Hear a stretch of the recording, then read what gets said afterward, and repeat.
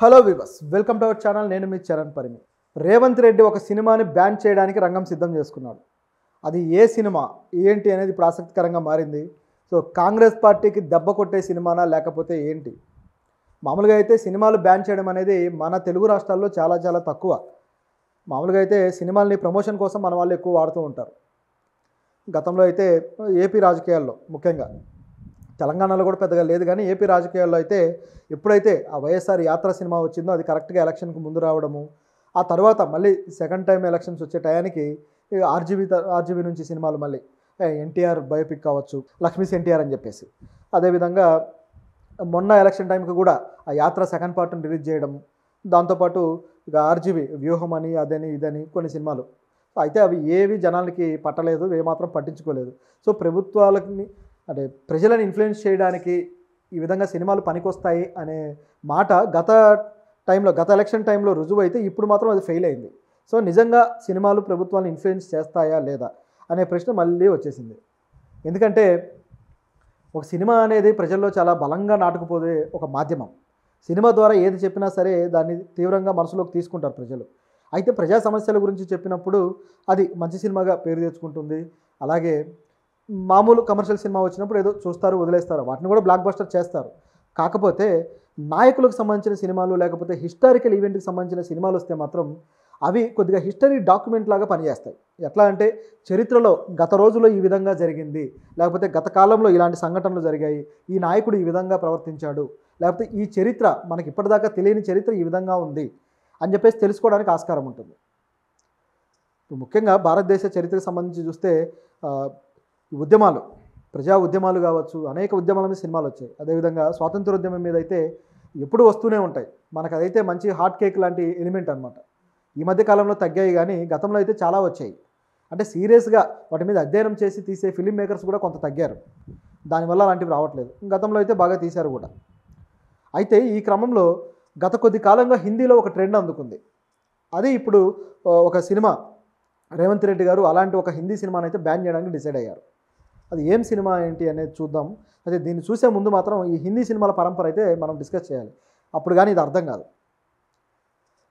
కంగనా రనౌత్ గారు ఎమర్జెన్సీ అని చెప్పేసి ఒక సినిమాని బయటికి తీసుకొస్తున్నారు. అది ఆవిడ డైరెక్షన్లోనే తీశారనమాట. ప్రస్తుతానికైతే ఆవిడ మండీకి ఎంపీగా ఉన్నారు బీజేపీ తరపు నుంచి. సో ఆవిడ ఎలక్షన్ ముందు నుంచి కూడా ఈ ఎమర్జెన్సీ అనే సినిమా మీద వర్క్ చేస్తూ వస్తున్నారు. తానే నటించి తానే డైరెక్షన్ చేసి ఇప్పుడు ఈ సినిమాని ప్రజల ముందుకు తెస్తుంటే దీన్ని బ్యాన్ చేయాలి అని చెప్పేసి కొంతమంది పిటిషన్ వేశారు. సో దాంతో రేవంత్ రెడ్డి గారు సరే దీన్ని బ్యాన్ చేయాలా లేదా అనేది నేను న్యాయ నిపుణుల కమిటీ వేసి దాంట్లో తేల్చి దీన్ని బ్యాన్ చేస్తాను, ఒకవేళ అవసరం అనుకుంటే బ్యాన్ చేస్తానని చెప్పడం జరిగింది. అయితే దీని వెనక ఇంకా పెద్ద స్థాయిలో వీళ్ళు ఎవరైతే ఫిర్యాదు చేశారో వాళ్ళు పోరాడుతున్నారు. సో వాళ్ళు ఎవరు, ఈ ఎమర్జెన్సీ అనే సినిమా ఏంటి, దీని గురించి ఏంటనేది మనం మాట్లాడదాం. ఆ పేరు వినగానే మీకు అర్థమై ఉండాలి. ఎమర్జెన్సీ అనేది మనం ఎప్పుడు విన్నాం? 1974-75 ఆ టైంలో ఇందిరాగాంధీ గారు విధించిన ఎమర్జెన్సీని బేస్ చేసుకుని వస్తున్న కంటెంట్ ఇది. సో ఇందిరాగాంధీ గారు తీసిన, కాంగ్రెస్ పార్టీ అధినేత్రి ఆ టైంలో, సో ఆవిడ తీసిన సినిమాని ఇప్పుడు ఎందుకు, ఆవిడ చరిత్ర మీద తీసిన దాన్ని ఇప్పుడు ఎందుకు బ్యాన్ చేయాల్సి వస్తుంది? అసలు కంగనా రనౌత్ గారు ఆవిడ పాత్ర చేస్తూ ఎందుకు తీస్తున్నారు? దీని అంతటికీ గురించి ఒక అవగాహన రావాలంటే కొంచెం వెనక్కి వెళ్ళాలి. బీజేపీ వచ్చిన తర్వాత ప్రాపగండా సినిమాల పరంపర కొద్దిగా పెరిగింది. అంటే ఎమర్జెన్సీ మంచిదా చెడ్డదా అనే డిస్కషన్ తర్వాత దాని గురించి మనం మాట్లాడదాం. సో ఈ ప్రాపగండా సినిమాల కల్చర్ ఏంటంటే గతంలో గడిచిపోయిన హిస్టరీకి సంబంధించి ఏదో ఒక పార్టీ వాళ్ళ స్టాండ్కు అనుకూలంగా ఉండేలా ఒక నెరేటివ్ ఇస్తూ సినిమా తీయడం. సో ఆ నెరేటివ్ ఎంత అందంగా ఉంటుందంటే చరిత్రలో ఏది జరిగినా సరే ఈ సినిమాలో చెప్పిందే అసలైన చరిత్ర, దీన్నే నమ్మండి అని బురిడి కొట్టిస్తారనమాట ఆడియన్స్ని. అట్లా వాళ్ళ మీద ఒక టెక్నిక్గా వాళ్ళని ఇన్ఫ్లుయెన్స్ చేయడానికి తీస్తున్న సినిమాలు ఇవి. ఇలాంటి వాటిల్లో కాశ్మీర్ ఫైల్స్ మీద కూడా అలాంటి దుమారం అయితే బాగా రేగింది. వివేక్ అగ్నిహోత్రి కాశ్మీర్ ఫైల్స్ డైరెక్టర్, ఆయన బీజేపీకి ఒక ప్రో కార్యకర్తలాగా ఉంటాడు. మోడీ మీద ఈగ కూడా వాళ్ళనివ్వడు. సో బీజేపీ సిద్ధాంతాలు అన్నిటి మీద ఆయన తన కామెంట్లు పెడుతూ వస్తుంటాడు. అలాంటి వ్యక్తి సినిమా తీస్తే ఎలా ఉంటుంది, అది ఎవరికి సపోర్ట్గా ఉంటుంది అనేది ఇక ఊహించాల్సిన పని లేదు. సో దానికి అనుకూలంగానే నిజాలు చాలా ఉన్నాయనుకోండి. ఇప్పుడు అది పండిట్స్ మీద దాడులు కావచ్చు, ఆ కాశ్మీర్లో జరిగిన ఘోరాలు కావచ్చు, అవన్నీ వాస్తవాలే. కాకపోతే దాంట్లో వాళ్ళని కాపాడడానికి కొన్ని వర్గాల ముస్లింలు కూడా, నేటివ్ ముస్లిమ్స్ కూడా పనిచేసిన దాఖలాలు ఉన్నాయి. ఎందుకంటే అందరూ ముస్లింలని దొంగల్లాగా చూపించే ప్రయత్నం ఆ సినిమాలో చేశారు. దాన్ని చాలామంది ముస్లిం వర్గాలు ఖండించాయి, తప్పుపట్టాయి. కొంతమంది పండిట్స్ కూడా అసలు మమ్మల్ని కాపాడిందే, మేము ముస్లింల ఇళ్లలోకి వెళ్ళి తలదాచుకున్నామని చెప్పిన వాళ్ళు కూడా అనేక మంది ఉన్నారు. కాకపోతే వీళ్ళకి కావాల్సిన నెరేటివ్ వేరేది కాబట్టి, అది ఎలక్షన్ టైంలో ఉపయోగించుకోవాలి కాబట్టి ఆ విధంగా డిజైన్ చేశారు. ఆ సినిమాలో నటించిన వాళ్ళంతా కూడా బీజేపీలో ఇప్పుడు పదవుల్లో ఉన్నారు. అది ఇక్కడ గొప్ప విషయం. అంతా అంటే కొంతమంది ముఖ్యమైన వ్యక్తులు. సో ఇదిలా ఉంటే దానికి ఎవరు ఫండింగ్ చేశారు, ఏంటి, ఏ విధంగా నడిచింది అనేది ఇక మనం గతంలోనే అనేక వివాదాలు అయ్యాయి, డిస్కషన్లు అయ్యాయి, దాన్ని పక్కన పెడదాం. కేన్స్ ఫిల్మ్ ఫెస్టివల్లో కూడా ఈ సినిమాని ఏమీ ప్రదర్శించక్కర్లేదని నిషేధించారు. ఎందుకంటే అది ప్రాపగండతో వచ్చిందని దాని మీద ఒక ముద్ర పడ్డం వల్ల. సో ఇదిలా ఉంటే తర్వాత కూడా కాశ్మీర్ ఫైల్స్ అని చెప్పేసి ఒక సినిమా, దాంట్లో కూడా కేరళలో 30,000 మంది పైగా అమ్మాయిలు ఈ విధంగా లవ్ జిహాద్కి గురయ్యి వీళ్ళు దేశం నుంచి తరలింపబడ్డారు, ఈ ఐసిస్లోనూ లేకపోతే ఇట్లాంటి తీవ్రవాద సంస్థలకి వీళ్ళు వెళ్ళిపోయారు, హిందూ అమ్మాయిలని ఈ విధంగా ట్రాప్ చేశారని చెప్పేసి ఆ సినిమా చూపించడం జరిగింది. సో అందులో కూడా ఆ సినిమాని బేస్ చేసుకొని ప్రధానమంత్రి గారు కూడా కర్ణాటకలో మాట్లాడారు. కర్ణాటక ఎలక్షన్స్ టైంలో కేరళకు సంబంధించిన ప్రస్తావన తీసుకొచ్చారు. మరి ఇంతమంది అమ్మాయిలు వెళ్ళిపోతే సిబిఐ ఏం చేస్తుంది, అలాగే బార్డర్ సెక్యూరిటీ సిస్టమ్ ఏం చేస్తుంది, ఎయిర్ ఫోర్స్ ఏం చేస్తుంది? సో ఇవన్నీ ప్రశ్నలు వస్తాయి కదా. సో మరి దీనికి సమాధానాలు ఎవరు చెప్పాలి? విదేశాంగ శాఖ ఏం చేస్తుంది? మరి వాళ్ళ కోసం కమిటీ చేసి ఇప్పటికి ఎన్ని వేల మందిని తిరిగి తీసుకొచ్చారనే రిపోర్ట్ ఇప్పటిదాకా లేదు.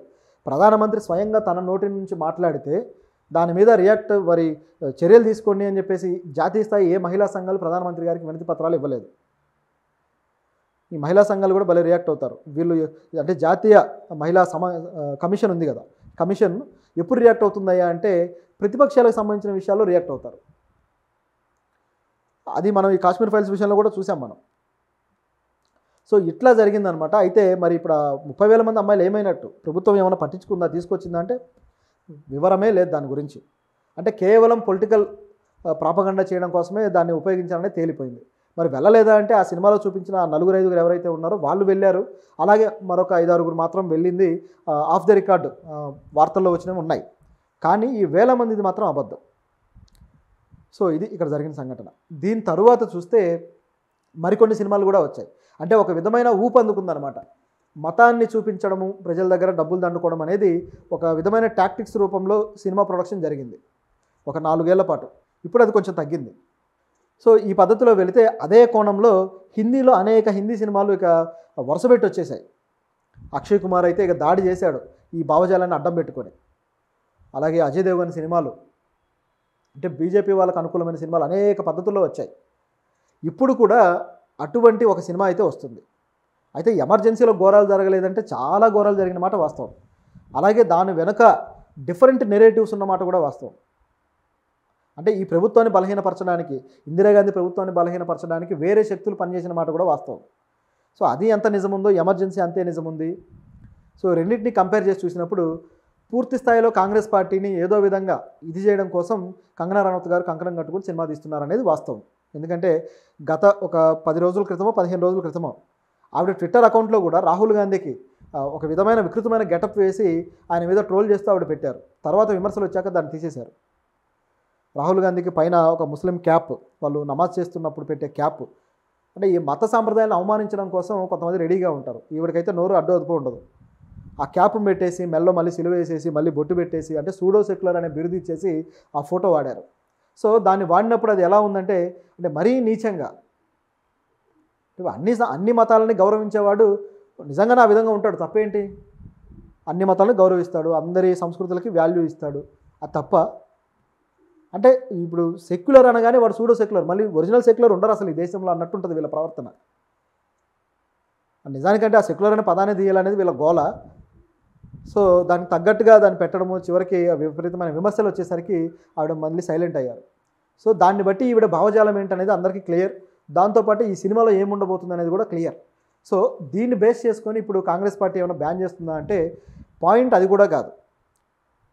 ఎందుకంటే తెలంగాణలో ఆ సినిమా రిలీజ్ అయితే బ్యాన్ చేయాలనేది రేవంత్ రెడ్డి గారి ఆలోచనలా కనపడుతున్నా ఇక్కడ జరిగిన విషయం ఏంటంటే మరొకటి ఉంది. సిక్కు సంఘాలు వీళ్ళు కంప్లైంట్ చేశారనమాట. మన హైదరాబాద్లో నివాసమై ఉంటూ తెలంగాణలో ఉంటున్న సిక్కు సంఘాలు, సో అందులోంచి ఒక సంఘం అనమాట శిరోమణి గురుద్వారా ప్రబంధన్ కమిటీ అని చెప్పేసి ఒక సిక్కుల కమిటీ ఉంది. సో ఈ కమిటీ ఏం చేసిందంటే ఈ సినిమాలో మమ్మల్ని, మా కమిటీలని, అలాగే మా కమ్యూనిటీని తప్పుగా చూపిస్తున్నారు, ఆ ట్రైలర్ మేము చూసాము, ఇది సరిగ్గా లేదు అని చెప్పేసి వీళ్ళు ఏం చేశారంటే సీఎం గారికి వినతి పత్రాలు సమర్పించారు. ప్రభుత్వ సలహాదారు షబ్బీర్ అలీ గారికి ఒక 18 మంది ఈ కమిటీల నుంచి వీళ్ళు వినతి పత్రాలు ఇవ్వడం జరిగింది. ఆయన ప్రభుత్వం దృష్టికి తీసుకెళ్తానని చెప్పారు. తీసుకువెళ్ళారు కూడా. సో తీసుకువెళ్ళిన తర్వాత ఇప్పుడు ప్రభుత్వం ఏం చేస్తుందంటే రేవంత్ రెడ్డి గారు, నేను దీన్ని బ్యాన్ చేయాలి అంటే ఒక న్యాయ నిపుణుల కమిటీ వేసి మరి దీంట్లో మిమ్మల్ని గురించి తప్పుగా చూపిస్తున్నారా లేరా దాని గురించి మేము అయితే ఇన్ఫర్మేషన్ తీసుకొని అప్పుడు దీని మీద నిర్ణయం తీసుకుంటాము అని చెప్పేసి సీఎం రేవంత్ రెడ్డి గారు చెప్పడం జరిగింది. అయితే దీంట్లో 2 విషయాలు ఉన్నాయి. ఒకటి వచ్చేసి సిక్కుల గురించి ఎందుకు తప్పుగా చూపిస్తారు అనేది. ఎందుకు అంటే ఇప్పుడు ఏదైతే సిక్కుల ఉద్యమం ఉందో అంటే వాళ్ళని ఉగ్రవాదులుగా, తీవ్రవాదులుగా చూపించే ప్రయత్నం జరుగుతుంది ఈ సినిమాలో అనేది వీళ్ళ ఆరోపణ.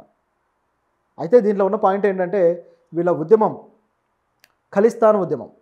సో సిక్కులకు సపరేట్ దేశం కావాలి అని చెప్పేసి ఆ టైం నుంచి వాళ్ళు పోరాటం ఎత్తుకున్నారు కదా. సో దీన్ని బేస్ చేసుకొని వీళ్ళని అంటే ఖలిస్తాన్ ఉద్యమకారులను ఉగ్రవాదులుగా చూపిస్తారు అని చెప్పే పాయింట్లో వస్తుందన్నమాట. ఖలిస్తాన్ ఉద్యమం ఎవరు చేసినా సరే, దాంట్లో ఎవరు దేశాన్ని అడిగినా సరే వాళ్ళని ప్రభుత్వం అదేవిధంగా అభివర్ణిస్తుంది. దాంట్లో వేరే క్వశ్చన్ కూడా లేదు. ఎందుకంటే సిక్కులు కానీ ఎవరే కానీ ఈ దేశ పౌరులుగా ఉన్నంత వరకు ఈ దేశ పౌరులు, లేదు మాకు వేరే దేశం కావాలి అంటే వేరే ఏదన్నా దేశానికి వెళ్ళి బతకటమే. అంతేగాని మాకు సపరేట్గా ఇందులో ల్యాండ్లో భాగం ఇవ్వండి అనడం అనేది ఈ అవిభక్త భారతదేశం ఏదైతే ఉందో ఈ దేశాన్ని చీల్చడం లాంటిది. దీన్ని ఖచ్చితంగా ఖండించాల్సిందే. దీంట్లో ఎటువంటి మొహమాటం లేదు. ఒకవేళ ఈ ప్రత్యేక దేశాన్ని అడిగే ఖలిస్తానీలని ఉగ్రవాదులుగా చూపిస్తే దాంట్లో కూడా తప్పుపట్టడానికి ఏమీ లేదు. ఎందుకంటే డైరెక్ట్గానే ఈ ఉద్యమం కోసం పోరాడుతున్న వ్యక్తులు పంజాబ్లో దీని నాయకులు ఎవరైతే ఉన్నారో వీళ్ళ మీద డైరెక్ట్ కేసులు కూడా ఉన్నాయి. వాళ్ళని అరెస్ట్ చేయడాలు జరిగాయి. కొంతమంది అయితే ఇన్ఫ్లుయెన్స్ ఉపయోగించుకొని ఎంపీలు అయ్యి అరెస్టుల నుంచి తప్పించుకున్న వాళ్ళు ఉన్నారు. ఇదే ఇక్కడ పరిస్థితి. ప్రత్యేక దేశాన్ని అడిగినప్పుడు ఇలాంటిది ఖచ్చితంగా దేశద్రోహం కేసు కూడా అవుతుంది అది. సో ఇది పరిస్థితి ఇక్కడ. అయితే మరి వీళ్ళు జెన్యూన్గా నార్మల్గా ఉన్న సిక్కుల్ని తప్పుగా చూపిస్తున్నారా లేకపోతే ఇటువంటి ప్రత్యేక దేశాన్ని అడిగిన వాళ్ళు తప్పుగా చూపిస్తున్నారా అనేది సినిమా చూస్తే తప్ప తెలియదు. నిజానికైతే కొంతమంది సిక్కులు కెనడా వెళ్ళి అక్కడ నివసిస్తున్న వాళ్ళు ఇలాంటి ఖలిస్తానీ ఉగ్రవాదులకి సపోర్ట్ చేస్తూ వస్తున్నారు. అదేవిధంగా ఖలిస్తానీ ఉద్యమాలకి వాళ్ళు డబ్బులు చేయడం కావచ్చు, అదేవిధంగా అక్కడ ఒక మాఫియాని తయారు చేసి ఇక్కడ ఉన్న మాఫియాకి వాళ్ళు అక్కడ నుంచి ఒక సపోర్ట్ ఇవ్వడం కానీ ఇక్కడ దందాలు చేయడానికి కానీ సపోర్ట్ జరుగుతూ ఉంది. సో కొంతమంది అక్కడ ఉన్న మాఫియా లీడర్స్ని కూడా గుర్తు తెలియని వ్యక్తులు చంపేశారు. దాంట్లో కూడా ఇండియన్ రా పాత్ర ఉంది అని చెప్పేసి వేరు వేరు విధాలుగా అక్కడ నుంచి కొంతమంది కంప్లైంట్ చేయడం ఇవన్నీ మనం చూసాం. సో మరి ఈ సినిమా విషయంలో ఏం జరగబోతుంది అనేది ఇప్పుడు ఆసక్తికరంగా ఉంది. అయితే దీంట్లో కాంగ్రెస్ పార్టీని అలాగే ముఖ్యంగా ఇందిరాగాంధీని తప్పుగా చూపించే అవకాశం కూడా చాలానే ఉంది కాబట్టి ఆ స్ట్రాటజీస్ అన్నీ కూడా బీజేపీకి అనుకూలంగా మారబోతున్నాయి కాబట్టి సో దీన్ని బేస్ చేసుకుని ఏమైనా రేవంత్ రెడ్డి కావచ్చు అలాగే కాంగ్రెస్ పార్టీ ఎక్కడ గవర్నమెంట్లో ఉందో